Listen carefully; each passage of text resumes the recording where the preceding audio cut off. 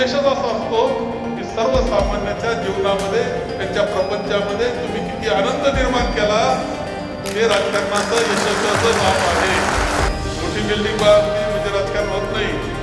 गरीब कुटुंबातला मुलं चांगले शिकतात का नाही, त्याला जोरवेळचं चांगलं मिळतं का नाही, त्याची राहण्याची व्यवस्था काय, जीवनमान कसं आहे त्याचं, याच्यावर त्या विभागाची परिस्थिती असते आणि त्याच्यातून राजकारण करायचं असतं. नारायणराव कर्ले वकील साहेबांनी जे सांगितलं ते हे खरं आहे.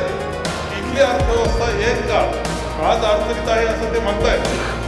तो आता सगळे समृद्ध अर्थव्यवस्था असणारा हा परिसर होता, हे कोणालाही नाकारता येणार नाही.